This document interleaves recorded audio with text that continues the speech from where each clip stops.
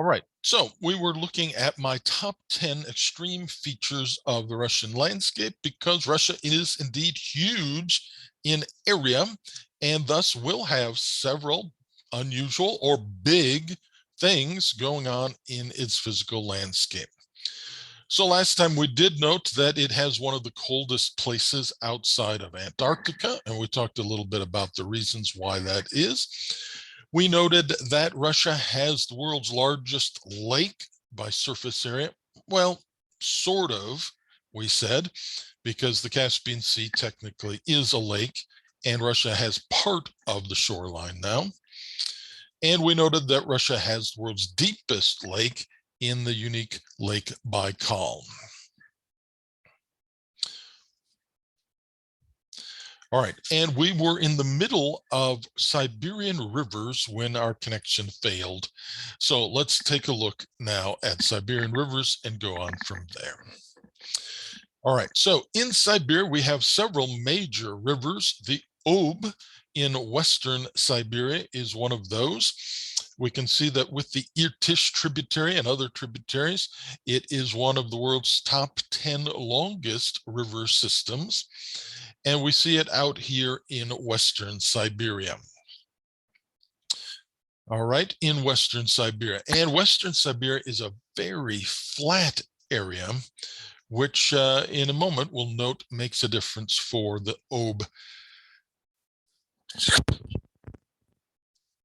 Excuse me. Okay.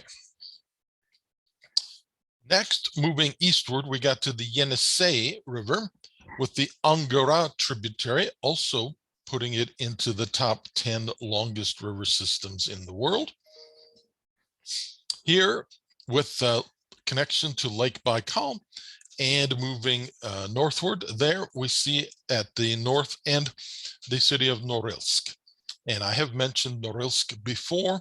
Norilsk is a tremendously rich resource location, but so far away from everything that indeed it has become a very polluted place because of the refining of minerals like nickel ore in that site there.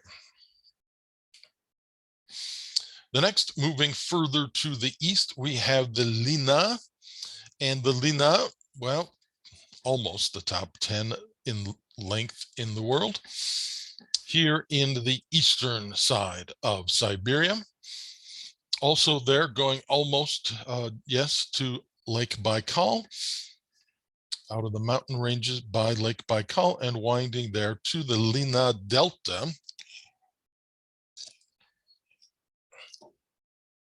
in the Arctic Ocean. Now, one thing we mentioned last time is that these rivers flow to the north. And this is important to remember. Rivers do not necessarily flow in any particular direction other than down. Gravity pulls the waters down, rivers flow downward. It happens for these rivers that in Siberia, down is to the north. So they flow to the north and exit into the Arctic Ocean. This does have some impact, though, in the change of seasons. So, for instance, in winter, well, yeah, it's very cold in Siberia, so these rivers freeze up. Yes, of course. What happens then in the spring? Well, progressively, the weather warms up, and so the weather warming melts the river. But not just like that, of course. The river doesn't just all thaw at the same time. The warmest part thaws first, and the warmest part is the southern part. So the southern part thaws and starts to flow downhill, which is to the north, but that's right into the ice. And so easily these rivers flood then in the spring as water flows onto ice. Now, yes, progressively that ice melts too, and the river flows more north, but then there's still some ice, and that usually causes flooding until eventually, yes, the whole river system thaws, and then, yes, the usual flow of water. Think about then what I mentioned moments ago about West Siberia. This is a very flat land. Easily lots of flooding then in the spring. Water overflows the banks of the Ob River, and then there's nothing much to stop it. There's no highlands, no mountains. It's just flat. So a lot of flooding in the spring in West Siberia in particular. All right, and also out here in Siberia, we do have the Amur River, one of the 10 top longest river systems. This one is a different perspective. This one flows into the Pacific Ocean. This one flows to the east. Well, yeah, just happens downhill is to the east. The Amur River does have some additional historic significance in that part of the stream is the border between China and Russia.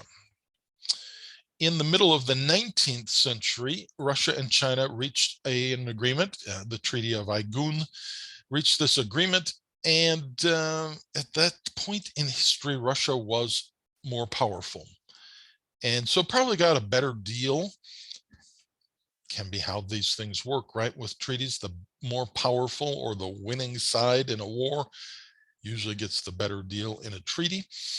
Well, yes, so China has been unhappy about this deal for many years, but it's not changing, and it's been that way. And yeah, Russia had the advantage when it was signed originally.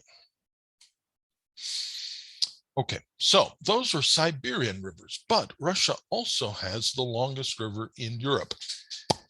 Oh, I put an asterisk there. Okay, so this is back to how we define our region.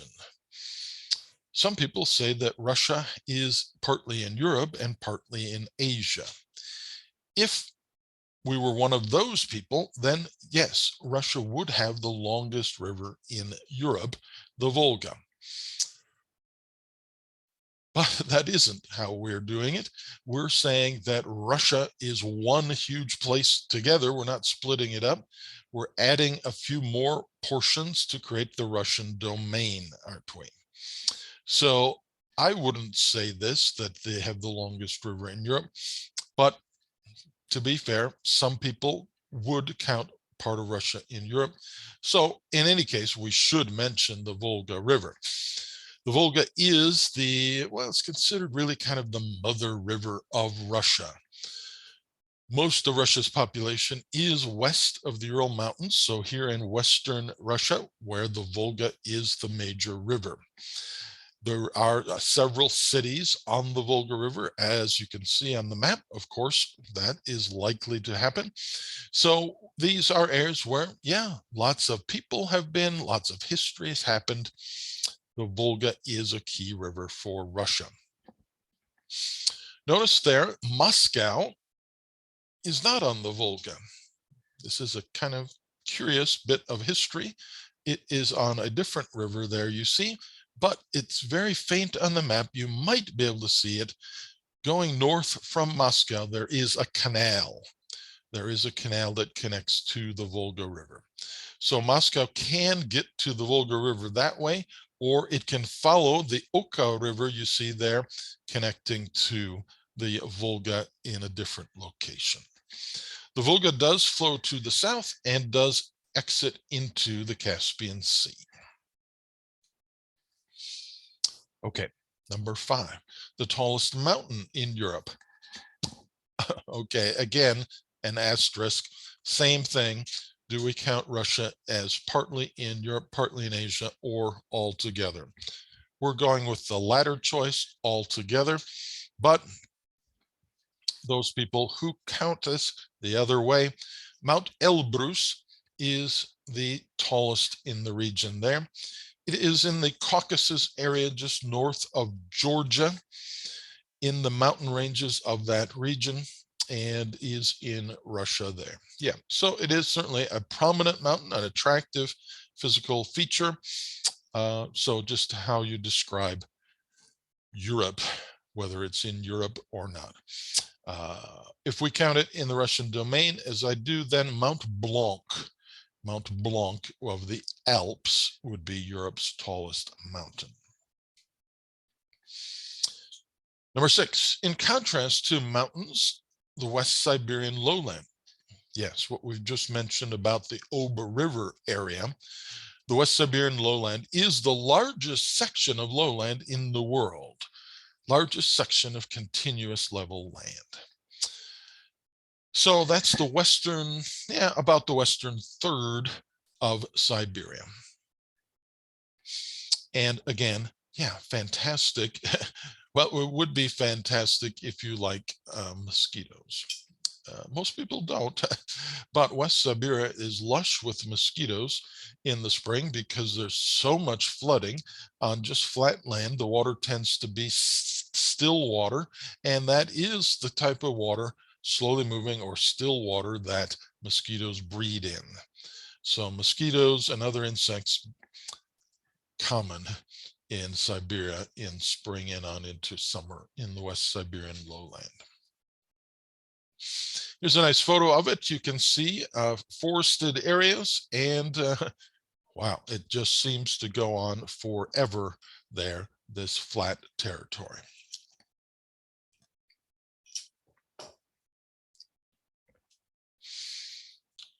Number 7, the world's largest section of coniferous forests. So coniferous refers to those evergreen type of trees.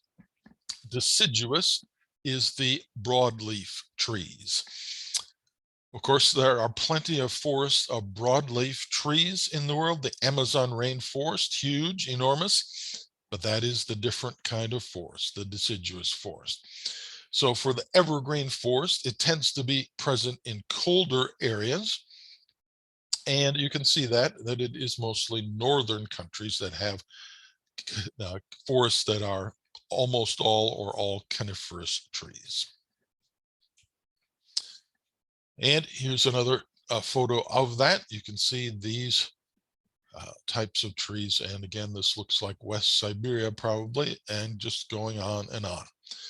The word at the very bottom of the page, taiga, is the Russian word here for forest. It's actually a borrowed word from Finnish language.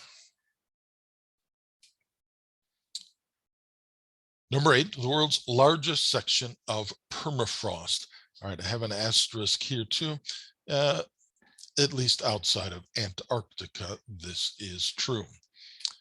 And here's an interesting map showing locations of permafrost areas in the world. So it's a kind of a North Pole projection here. And we can see that the darkest shading is continuous permafrost lands, and that we have that extensively across northern Russia and throughout Siberia. So permafrost lands, permanently frozen soil. So this is soil that can be frozen to a number of feet to several hundred feet deep, and it creates a number of problems for development. It certainly challenges for developing these sorts of lands. So for instance, if you think you've got oil below these lands, but you've got frozen soil, well, that's a challenge to get through the frozen soil to get to the oil. If you've got some sort of mineral, nickel in Norilsk under frozen soil, how do you get to that? Well, yes, it creates a bigger challenge to break through frozen soil to get there. How do you build upon frozen soil? Well, for instance, here's a house in Tomsk, and it's been built on permafrost soil. Now you look at it and you say, why did the builders build this on an angle? Why did they build it tilted? Well, no, they didn't build it tilted. They built it straight up and down. But over the years, because of the permafrost, it has tilted. And that's because permafrost has at the top what is termed the active layer. So in the summer, of course, the surface heats up and a foot, a 2 foot, 3 foot area melts naturally because of the summer heat. So that area tends to be often muddy And if you've built your house or other structure right on the surface, well, now it sits in a foot or 2 or 3 feet of mud, and thus can easily flex and tilt. And then, okay, if it's moved over and started to tilt, and then, okay, summer ends and the weather gets colder and colder, and then the permafrost soil freezes all the way to the top. Now your house is sitting tilted on frozen soil until several months later, summer comes along again. And that top foot, 2 foot, 3 foot area thaws, muddy, and now, well, your housemate tilts some more until it freezes. And now again, it's frozen into that new position for several months. Yeah, this can be a challenge then for developing these kind of locations. How do you build? What if you've got an oil pipeline going across frozen soil? You don't want to leave it on the ground level. Certainly that's going to be precarious. If the ground becomes thawed and shifts around, maybe your pipeline kind of just flows with the mud and maybe it breaks. That certainly is not what you want. Typically, pipelines in cold areas are put up onto stanchions or supports so that they're off the ground, but you need them to be able to flex a little bit, but not too much, so again, that the pipeline doesn't break. So whether it's houses or pipelines or other features of infrastructure, it's an extra challenge to build into these permafrost areas. Why bother? Well, it's usually because of the resources that are out here. So many valuable resources in Siberia. So for instance, one strategy here would be to, in the winter, when it all is frozen solid, to take out a blowtorch and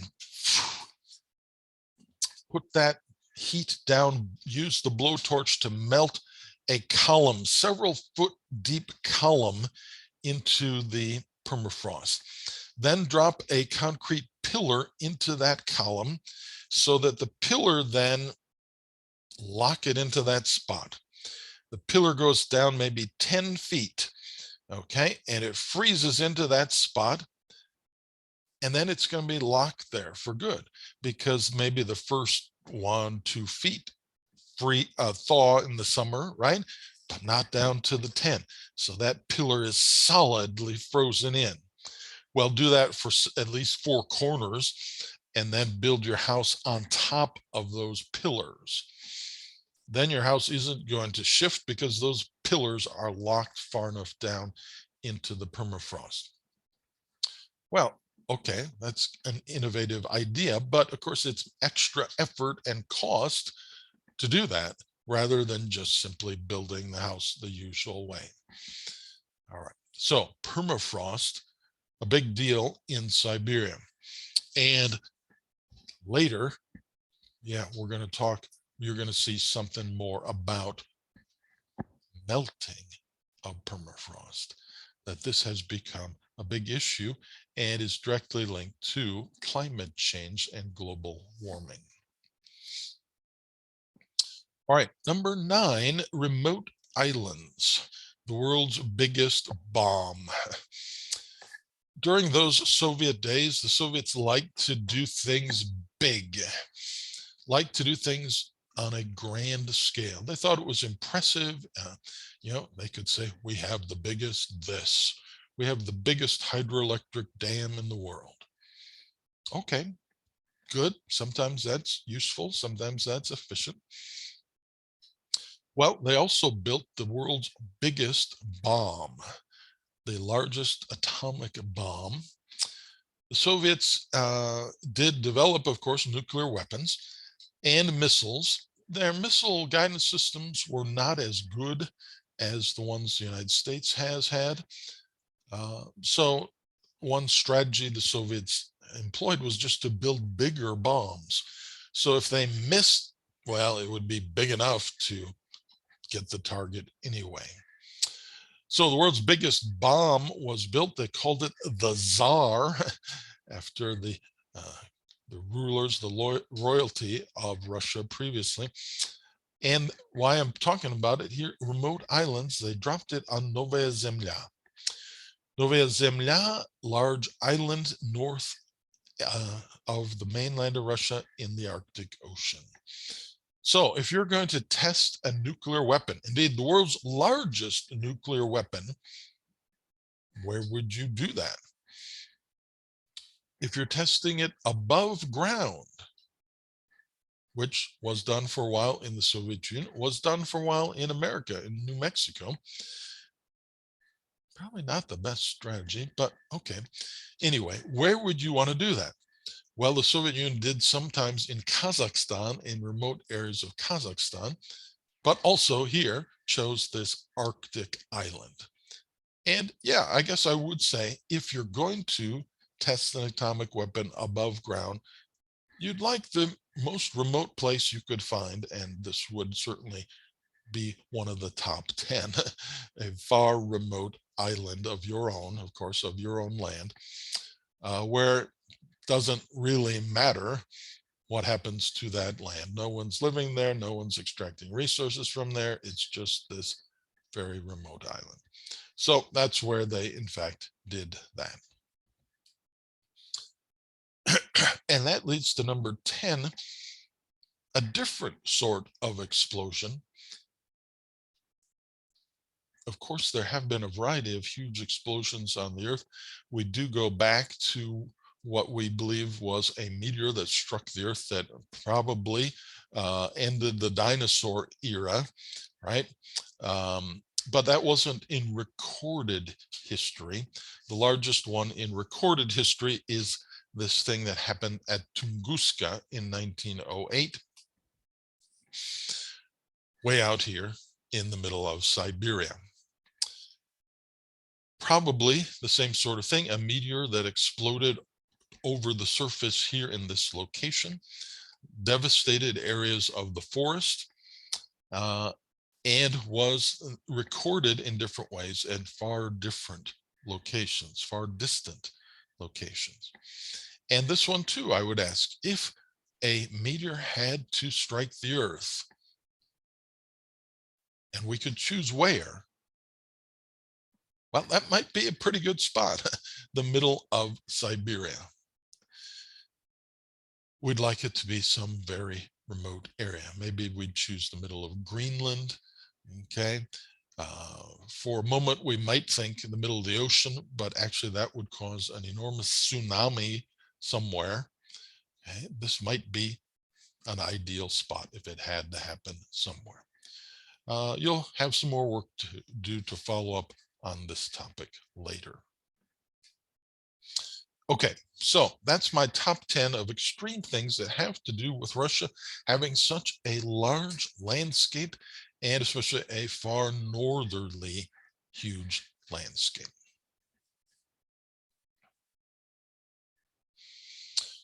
Okay, so the next thing, so we don't forget, we're going to now go over to the Padlet Canvas and the map quiz tips.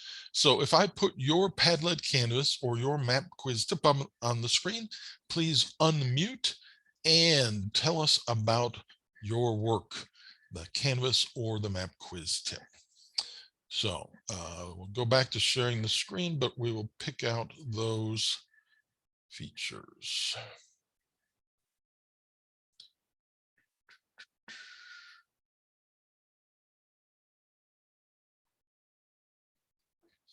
So here we go, Armenia. 3 things I believe everyone should know about Armenia is a bird's haven. It has more than 35 species of birds that reside in the country. This obviously attracts a lot of bird watching tourism. Armenia has a mountainous and volcanic geographic build. Armenia is composed of numerous mountain ranges as well as extinct volcanoes. And Armenia's natural resources. Armenia's 2 largest minerals accounted for are copper and molybdenum. In fact, Armenia is a major producer of molybdenum, ranking 7th in terms of world production in 2010. All righty, so there's 3 things to know about Armenia. And remember that I do take information from Padlet Canvas and use that to create test questions. So yes, note there could be a question about Armenia on your 3rd exam. Thomas has named this Are the Armenia Padlet, and you'll notice that right below there he has some odd looking letters, and that yes, Armenia has their own alphabet and their own language, so it is a rather unusual place to have their own language, their own linguistic setup. All right, so there we go. That is our first one. That is Armenia. Here we have Belarus.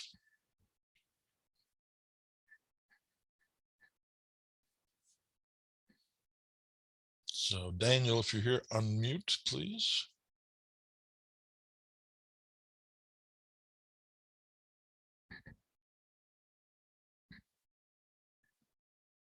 I see Daniel's name. Daniel.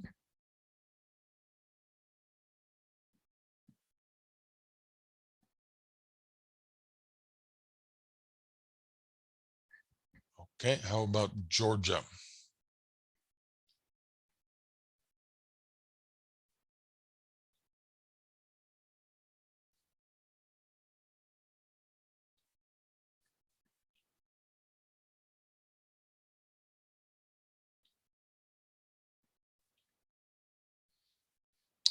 Okay, well, Luke has produced this one for Georgia. Georgia has their own language as well. And the Georgian people call their country Sakartvelo, where the Kartveli people live, okay? Has ancient cities, indeed, going back many centuries, and Christianity in Georgia going back many centuries as well. Georgia is famous for wine. Yes, this is true. This was a important feature in the Soviet Union, a key source of wine for the Soviet people. But you can see going back many years, 8,000 years there as well. All right, and Daniel produced this one on Belarus. So the national dish of Belarus, okay, a potato. Yeah, lots of potatoes in Belarus. Death penalty in Belarus. Belarus is one of our world's dictatorships, and perhaps the death penalty kind of fits in that harsh dictatorship. Heavily forested areas, including hosting the European bison. Yes, okay. So those are Padlet Canvas that I found that were submitted. I also, oh yes, I also have this one, Kyrie, if you're here on Kyiv.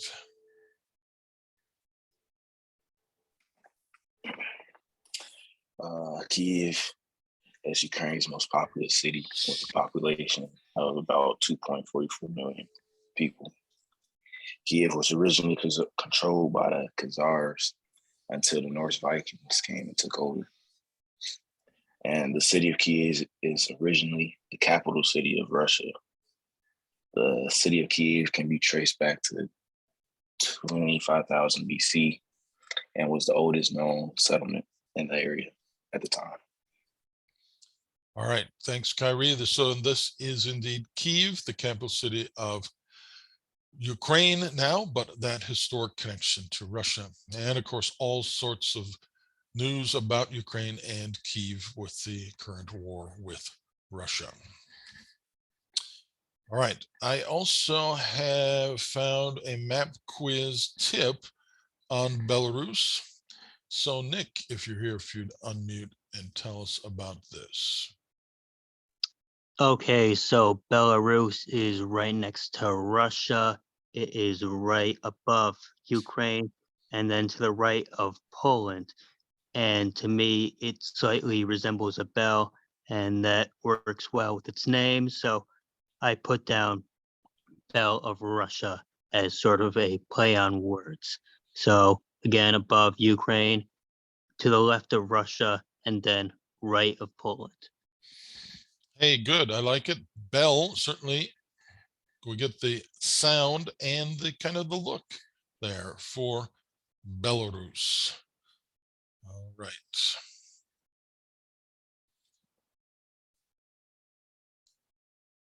Those are the ones that I found for map quiz tips or Padlet Canvas. Did I miss anyone?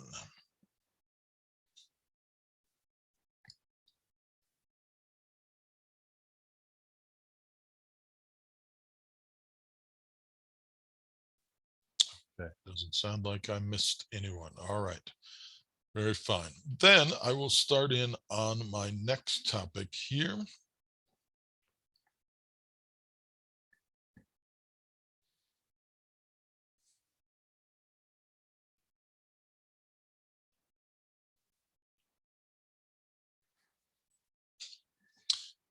My next topic is a different aspect of how Russia is huge.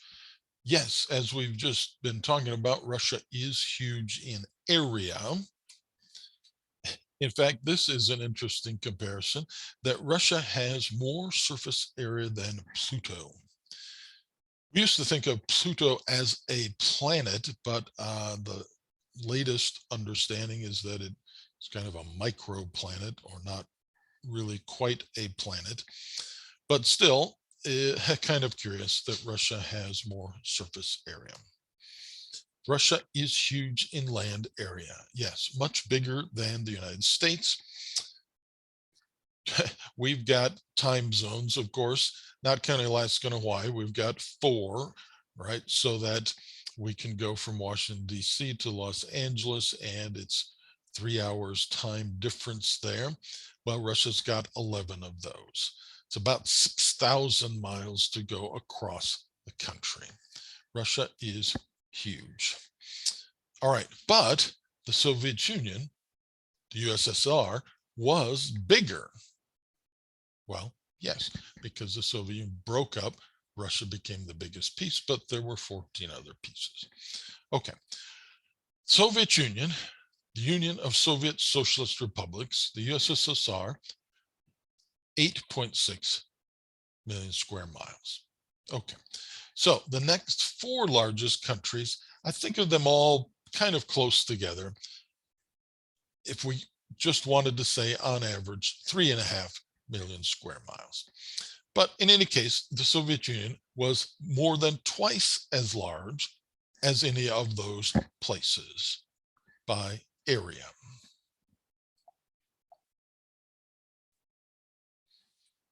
All right, but the Soviet Union's gone, and we get new countries, 15 new countries, and Russia, yes, by far the biggest of those, but Russia gets 6.6 million square miles.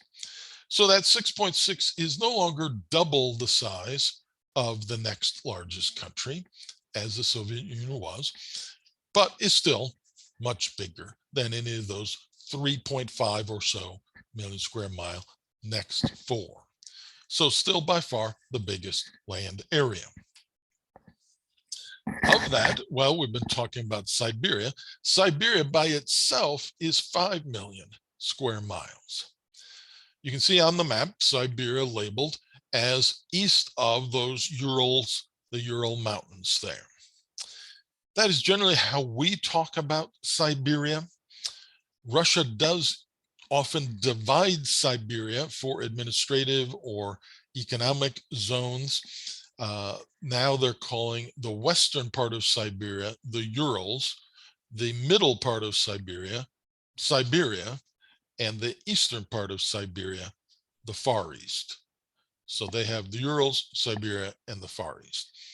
But in the broad sense, the way we usually talk about it, Siberia, everything from the Urals to the Pacific Ocean, 5 million square miles. So that would be a country.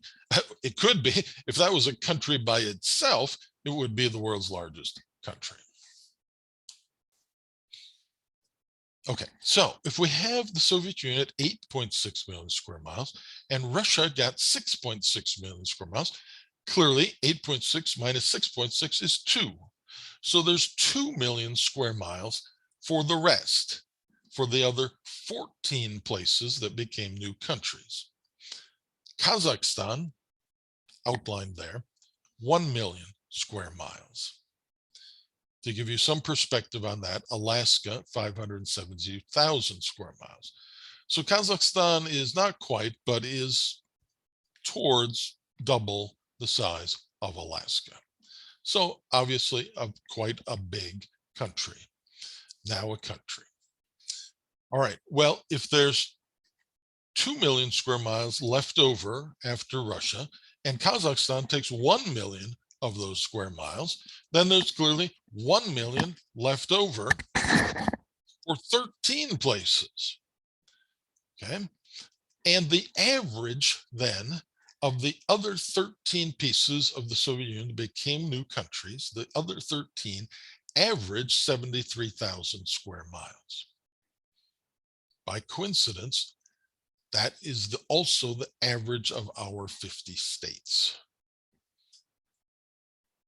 So indeed, the other places like Ukraine have similar sizes to some of our states, in that case, Texas.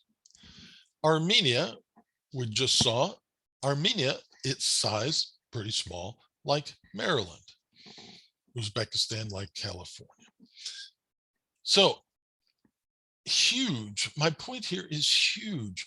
Russia, so much bigger than any other country. Kazakhstan, big. It's the other pieces that would seem similar to our pieces, our states' sizes. So how do you govern a place like that? You certainly can't do it from one place only, can you? Obviously, we don't do that in the United States. We don't govern everything from Washington, D.C. Russia didn't govern every detail from Moscow. Remember the Netherlands? Even the Netherlands doesn't govern everything just from one place. Even the Netherlands, a small country, had 12 provinces. It's 400 times smaller than Russia. If the Netherlands divides it up to govern, well, obviously, most countries do that. And indeed, the Soviet Union and now Russia, yes, do that. But how to divide up politically, administratively for government? Well, look at this map. This is not Russia, obviously. This is our country. But this map shows counties by the percentage of people who say they are of Norwegian heritage. And clearly, it's not random. Clearly, there are parts of the country that are higher in the percentage of people who say they're of Norwegian heritage. Most places are not like that, right? But Minnesota and North Dakota, especially, have counties where quite a few of the people, in some cases, a majority of the people, are of Norwegian ancestry. So how about if we made a Norway state, a Norwegian state? How about if we drew the borders, not like these 50 states, but we drew the borders so that there was one Norwegian state in the United States? Well, that may sound weird. We don't do it that way. We didn't do it that way. There is no Norwegian state in the United States. We drew our state borders for different reasons, not because of what type of people were living in a particular place. However, the Soviet Union did draw borders, did have units based on who living there. Well, here's a similar map, but it is for Icelandic heritage. All right, we see that there aren't many people in the United States who cite their heritage as Icelandic. First of all, Iceland's a pretty small country. There's not many people, so there's not many people to distribute across the world. And in fact, not that many people migrate away from Iceland. All right, but you can see up in that corner, North Dakota, there are some counties that have a bit, anyway, of people of Icelandic heritage. So how about if we draw together those regions and make that the Icelandic county? That's Icelandic county. If we had that Norwegian state, in fact, we could have an Icelandic county in the Norwegian state. Well, no, we didn't do it that way. We didn't draw our counties based on the ethnicity of the people living there. The only thing we have like that are the reservations, are the Native American reservations that, yes, do match the ethnicity there. Otherwise, no, that's not how we created counties. That's not how we created states. But yeah, now let's see how the Soviet Union did it. So the Soviet administrative system, and this is important to know the Soviet system because Russia inherits and uses the same system. Soviet system, there were 15 republics. Yes, those 15 became countries. But what were these republics? These republics had 3 criteria. You had to have a major ethnic group to be a republic, to have this level. And this was the important level because this is the parallel level to the American state. So we have 50 states. The Soviet Union had 15 similar things. They called them republics, but not similar in how they're created because they're created by who lived there. So you had to have at least 1 million people of that ethnic group to say, yeah, we have a major ethnic group. And that has to be the ethnic homeland. So Estonia, there are at least 1 million Estonians, and that is the Estonian homeland. Armenia, we just heard about a bit today, right? Armenia, at least 1 million Armenians, and yes, that is their ethnic homeland. And they needed to have an international border.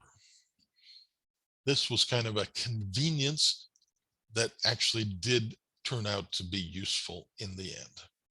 So when Estonia became an independent country, it was on the edge and just sort of peeled off of the Soviet Union to become a new country. It didn't hurt the structural integrity of Russia because it was just on the edge. So yeah, fine, Russia's still intact. When Uzbekistan became an independent country, it had an international border, so it was just peeling off the edge. Didn't hurt the structural integrity of Russia. So that was kind of useful in the end to have the international border. So we got these 15 new countries when the Soviet Union broke up, and all of these then were ethnic lands. And all of them thus were used to having government largely based on ethnicity, largely based on who lived there. So Russia became the biggest piece inherited and known as the RSFSR during Soviet days, the Russian Soviet Federated Socialist Republic. That became Russia and is now the Russian Federation.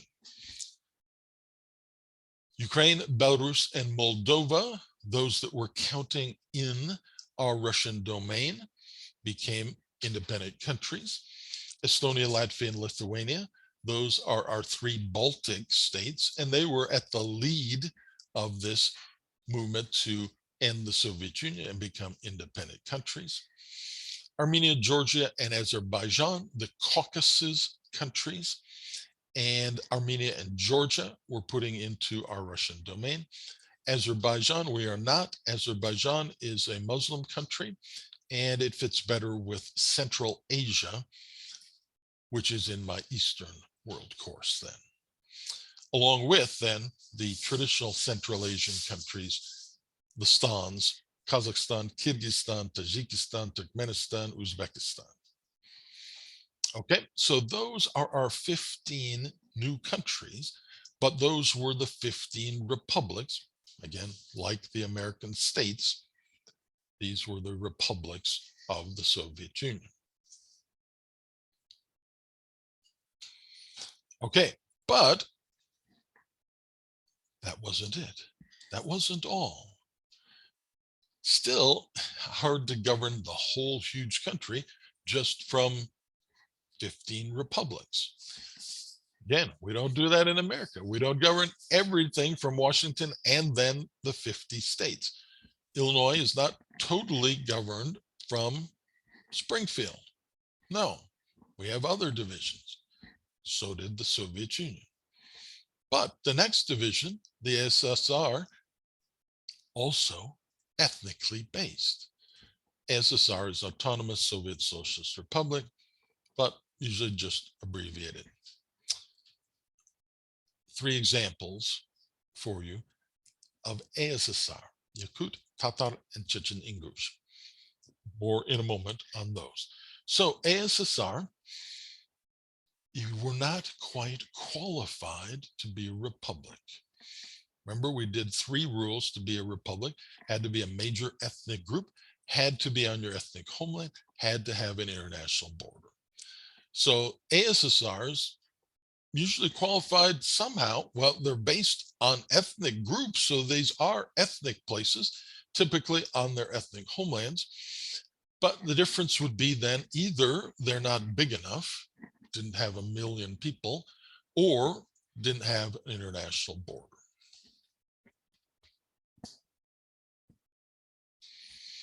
So, for instance, the Tatar ASSR,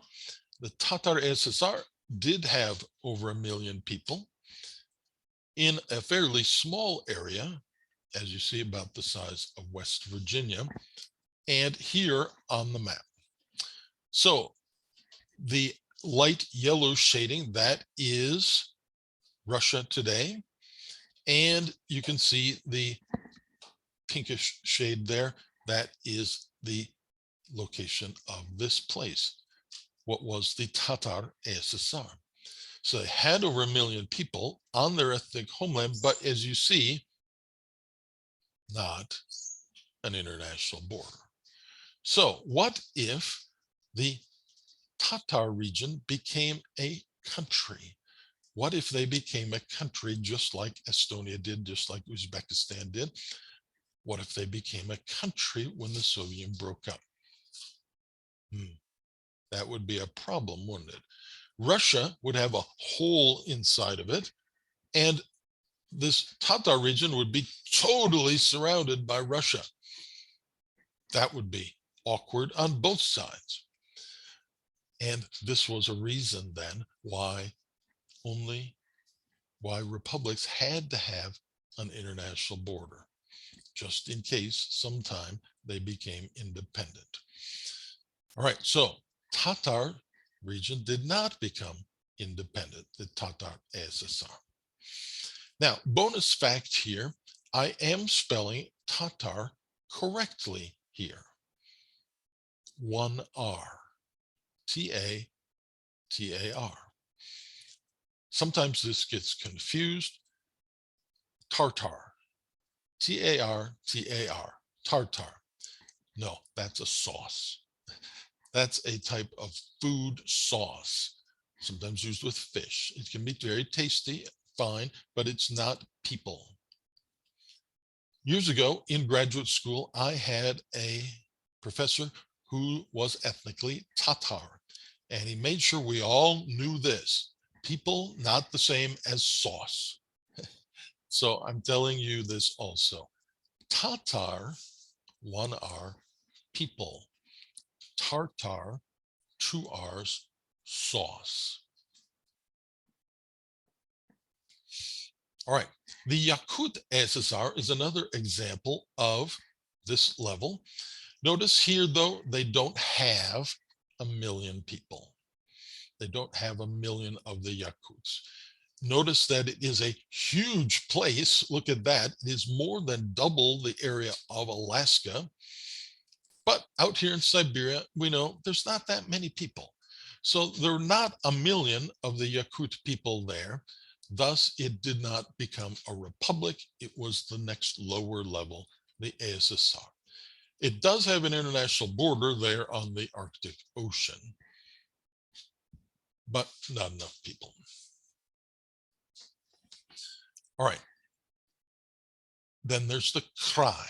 Now I put the Krai in here because it is not ethnic. This one is just administrative. So far we have 2 ethnic regions and 1 simply administrative region. The Krai, these tend to be very large. Don't worry about this name. It's a nice name. The Krasnoyarsk Krai. But just notice that it tends to be, these often are very large places too. So this one was bigger than Alaska as well. And then I'm putting this also in red. This is also simply administrative. It is not ethnic. The oblast. And this one is really quite like our American counties. Okay, in usually, well, sometimes in size, but often in function. It's very similar. Okay, now, bonus fact here too. Today's presentation is brought to you by the Cyrillic alphabet. Okay, so we have the Cyrillic alphabet here, and there's a chapter in your textbook about the Cyrillic alphabet. So yes, clearly it doesn't match our alphabet entirely. Sometimes letters do look like our letters and have the same sound. Sometimes letters look like our letters but have different sounds. And then sometimes, no, they have letters that we don't have at all, that don't look like our letters at all. And one curious one is this one, shown as large or small, but it's called the soft sign.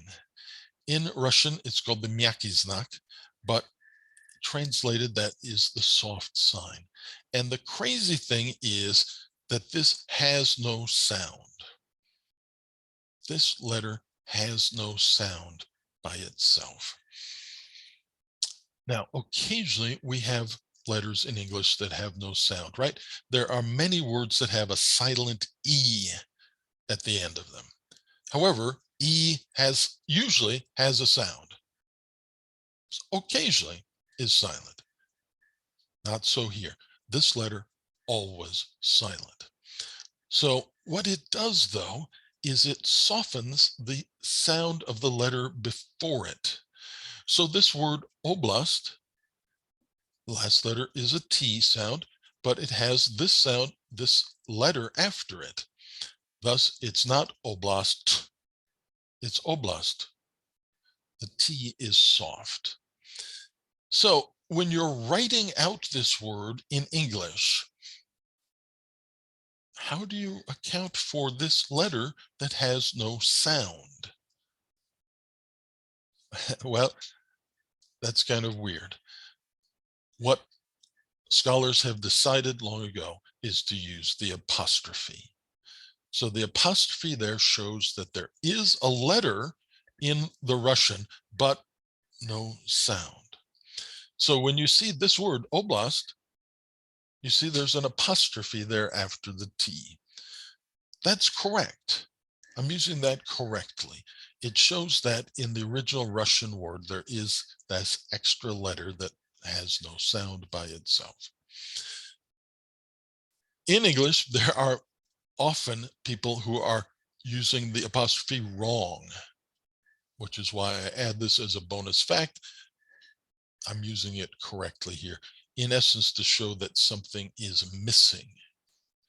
Thus, it fits our pattern of many contracted words like isn't. In the word isn't, we have an apostrophe to show that the letter O is missing. Isn't, of course, means is not, but we've shortened it to take out the O and we put an apostrophe to show that's missing. All right, bonus fact. One interesting one in this category, though, is the Kaliningrad Oblast. It is a small place. It is about the size of Connecticut, but here on Western Russia, you can see it's the red piece here, and it doesn't touch the rest of Russia. It is called an exclave then. An exclave is a piece of national territory separated from the main body. Okay. Alaska is a huge exclave for the United States. In this case, it's a pretty small exclave of Russia. There are historical reasons why Russia got this piece of territory.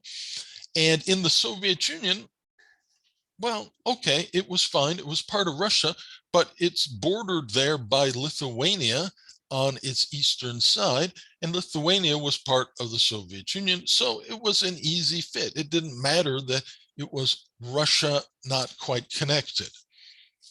Well, now it is kind of weird because Lithuania is an independent country. North of Lithuania, Latvia is an independent country.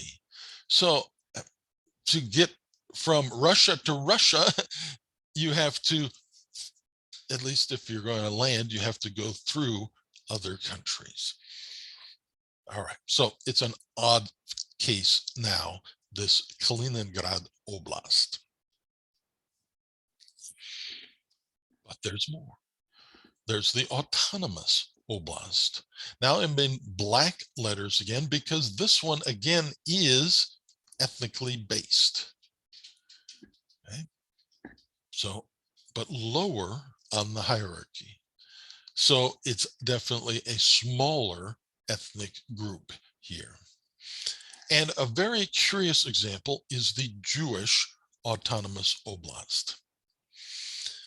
Early in the days of the Soviet Union, they established the Jewish autonomous oblast.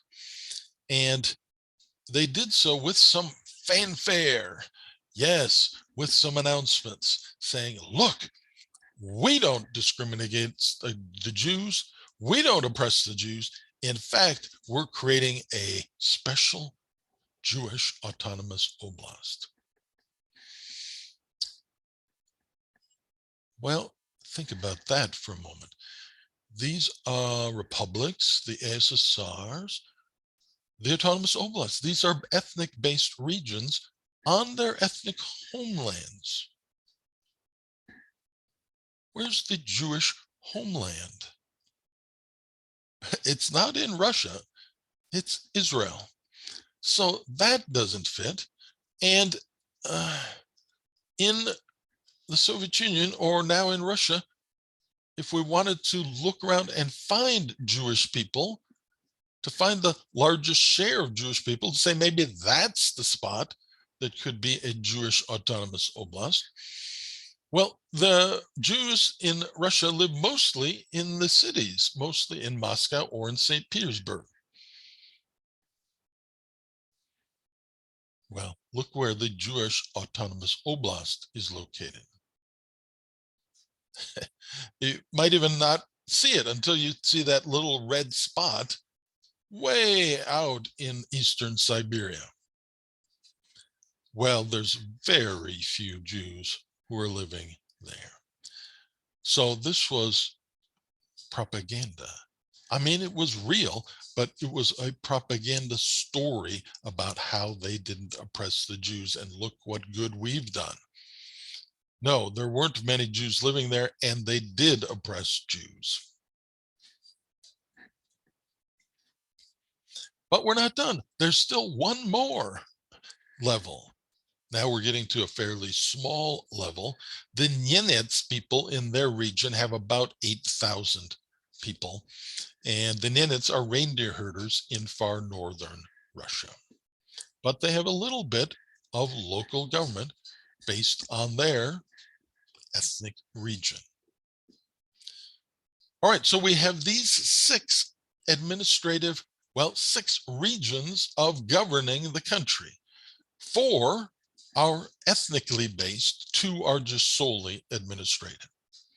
And the ethnically based are basically hierarchical, mostly based on size and prominence of the particular ethnic groups.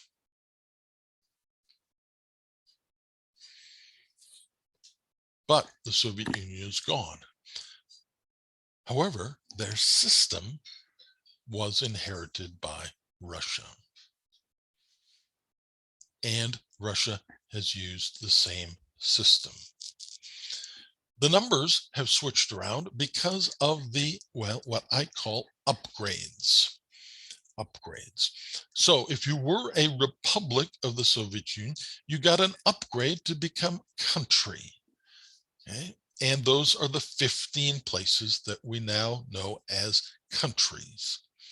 But if you were the next level down, the ASSR, you also got an upgrade to republic.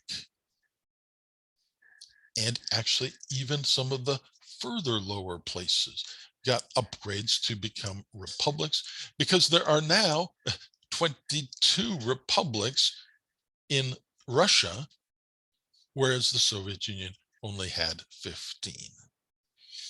Now, you don't have to know all these numbers, but notice that indeed Russia inherited the system from the Soviet Union and still uses basically that same system.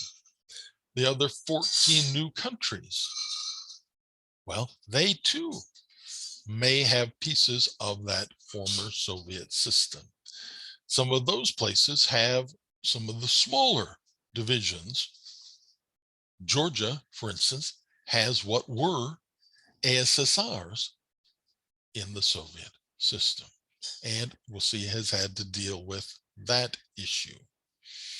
Okay, so we have mentioned in a few different contexts how Russia has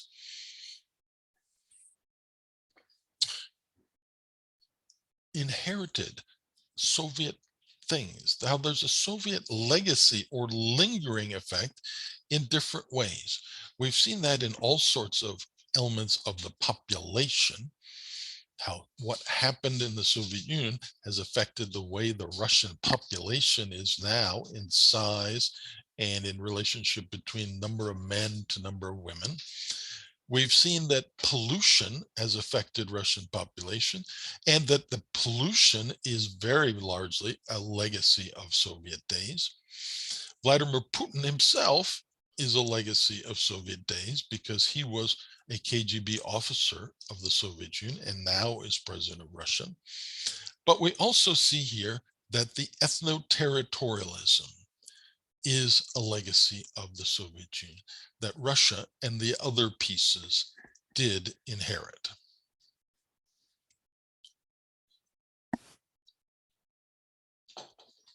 So in regard then to these ethnic regions, what has Russia done?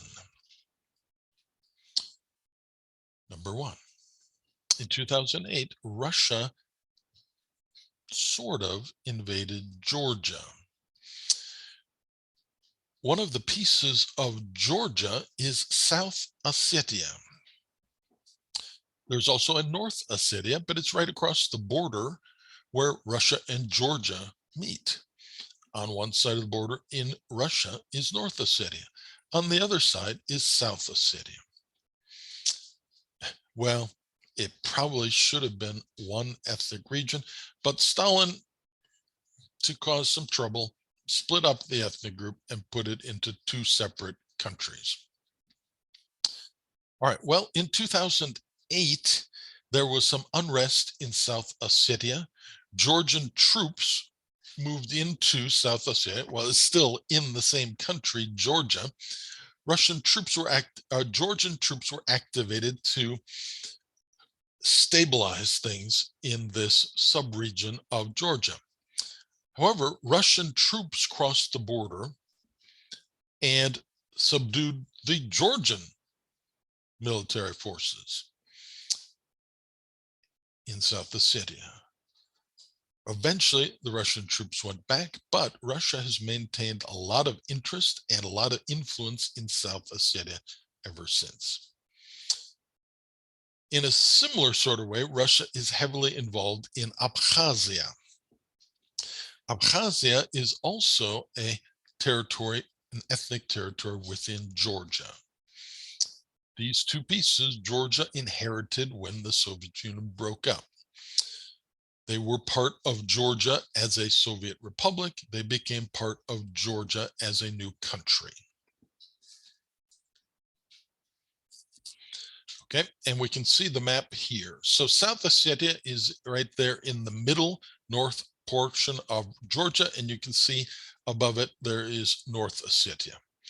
And in the northwest corner on the Black Sea, we see Abkhazia. Okay, both of these are ethnic regions. Both of these are heavily supported by Russia. Abkhazia even has Russian military bases in it now.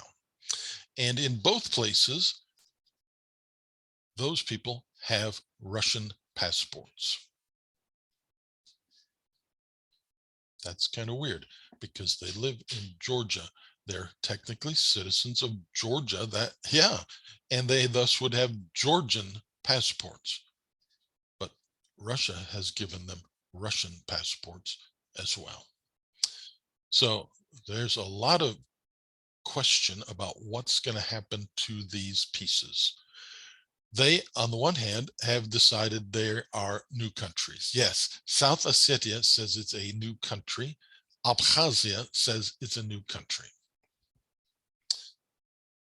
Very few other places say, oh, true.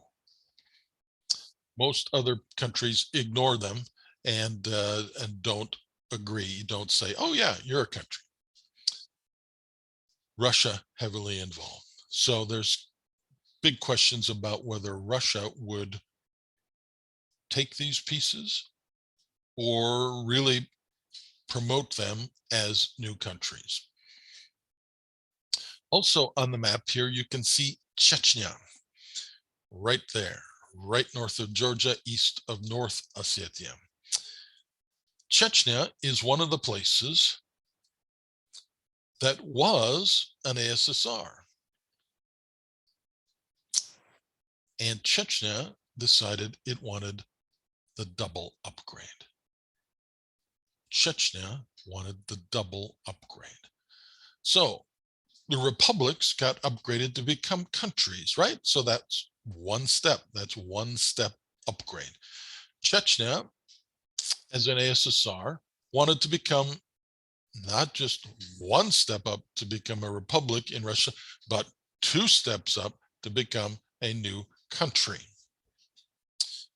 Well, you see, there it is. It's a pretty small place, Chechnya. It does have an international border, Georgia.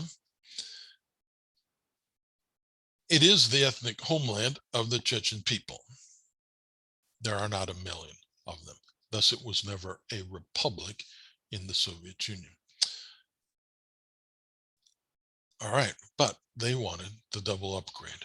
Russia said no, and 1994 to 1996 had a civil war.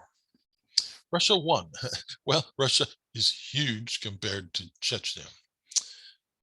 It simmered for a few years, and then it broke out again into civil war, 1999 to 2000. Russia won again. Lots of Chechnya was largely destroyed. The capital city, Grozny, was left in rubble. Okay, Chechnya is still part of Russia. Why not let it go, though? Why not Russia say, yeah, go ahead, become a new country? Why not Russia say, oh, well, yes, indeed, look, you are Chechen. It is your ethnic homeland. Go with it. It fits. The idea of who belongs to what piece of land should be matched up. So it's your ethnic homeland. It's where you are. Yeah, go ahead. I mean, who cares? It's just a little piece. Russia could have said that, but they didn't. they instead pounded it in war and kept it. Well, the reason largely is precedent. What if they said, okay, go ahead, be a new country? Then what would the Tatar region want to do? Maybe the Tatar region also wants a double upgrade.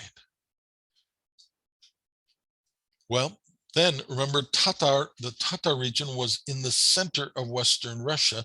And if that became a new country, then there's this hole in the middle of Russia. Well, if they said Chechen Republic, go ahead, be a country. Yeah, the Tatar region might just want the same. And giving them a new country would be a problem. What about the Yakut region? I showed you that huge one in northeastern Siberia. What if that wanted the double upgrade then? That would be a big piece of Siberia that would become a new country. So Russia said no to Chechnya, not going to set a precedent. Wouldn't want other peoples to say, well, you did that for Chechnya, you should do it for us. No, not going to do that. Which is interesting because we're going to compare that later with Ukraine. All right, here's a zoomed in bit of some of Abkhazia, and those are Russian military bases in Abkhazia. See, that's pretty weird because it is still part of Georgia, but Russia has military forces in Abkhazia, and Abkhazia says we're an independent country. Would all of this happen if Russia didn't inherit a Soviet system based on ethnicity, based on ethno-territorialism, where regions match ethnic groups? All right. That's a good place to stop, right up to when we're going into Ukraine. So let's see here.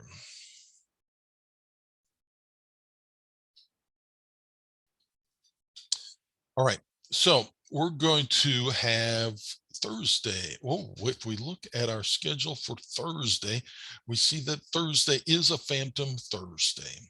So we did a Russian domain map quiz tip today because Phantom Thursday includes the Russian domain map quiz. So on Thursday, you're not coming to the Zoom room, but instead you have the Russian domain map quiz to do. And I'll be sending you the instructions for that. You know that system. It's the same format as our previous map quizzes. But also, of course, for a Phantom Thursday, there are video things to do, video worksheet. So I'll be sending you worksheets and stuff to do as well. So watch for those in the email and do those as you have done them for other places in the past. Tuesday, we will finish with the Russian domain topic here of ethno-territorialism, and we will talk about, yes, what's going on now in Ukraine. How is that a consequence of the Soviet ethno-territorialism? I think there's a very definite relationship between that and what's going on now in Ukraine.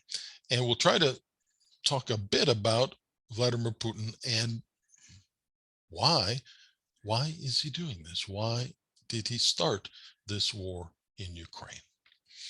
Okay, so watch for the email to see of your assignments instead of coming to class on Thursday, and look forward to next week right here to do more with Russia and especially Ukraine. All right. Put something in the chat to say that you were here today, so I mark you down for your attendance points, and then you are good to go.